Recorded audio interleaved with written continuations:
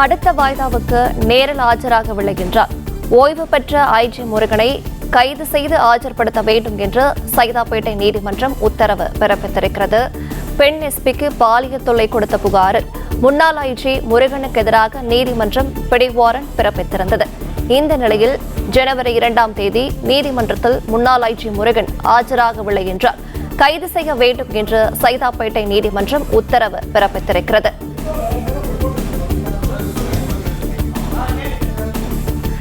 சைதாப்பேட்டை நீதிமன்றம் எச்சரித்திருந்த நிலையில் முன்னாள் ஐஜி முருகன் இன்று விசாரணைக்கு ஆஜராகியிருப்பதாக அண்மை தகவல் கிடைத்திருக்கிறது.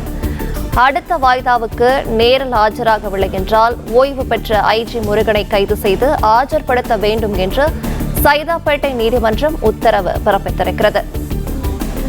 பெண் எஸ்பிக்கு பாலியல் தொல்லை கொடுத்த புகாரில் முன்னாள் ஐஜி முருகனுக்கு எதிராக நீதிமன்றம் பிடிவாரண்ட் பிறப்பித்திருந்தது. விவரங்களை வழங்குகிறார் நம்முடைய செய்தியாளர் கதிரவன். வணக்கம். இதனை பற்றின மேலும் விரிவான விவரங்களை பகிரலாம்.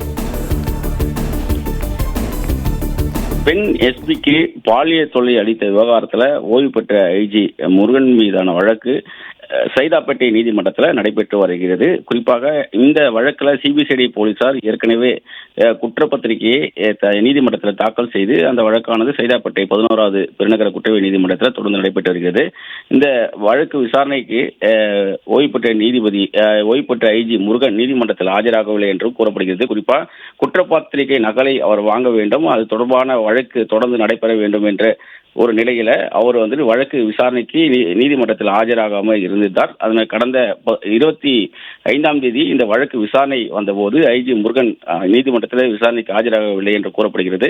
அப்போது நீதிபதி சுல்தான் அர்பின் அவர்கள் வருகின்ற 2/1/2025 அன்று வழக்கு விசாரணை ஒத்திவைத்தார். மேலும் அன்றைய தேதியில ஓய்வு பெற்ற ஐஜி முருகன் நேரில் ஆகவில்லை என்றால் அவரை போலீசார் கைது செய்து நேரில் ஆஜர்படுத்த வேண்டும் என்ற ஒரு உத்தரவையும் பிறப்பித்து பிடிவாரண்ட் உத்தரவையும் பிறப்பித்திருந்தார். இந்த நிலையில்தான் தற்போது ஓய்வு பெற்ற ஐஜி முருகன் அவர்கள் சைதாப்பேட்டை நீதிமன்றத்தில் நேரில் விசாரணைக்காக ஆஜராகி இருக்கிறார்.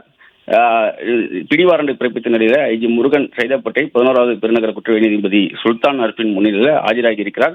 குற்றப்பத்திரிகை நகலை அவர் பெற்று அதன் மீதான விசாரணைக்கு ஆஜராகி இருப்பதாகவும் போலீசார் தரப்பில் தெரிவிக்கப்பட்டிருக்கிறது.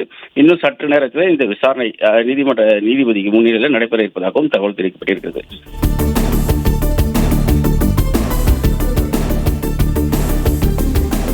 விவரங்களை வழங்கியமைக்க நன்றி கதிரவன்.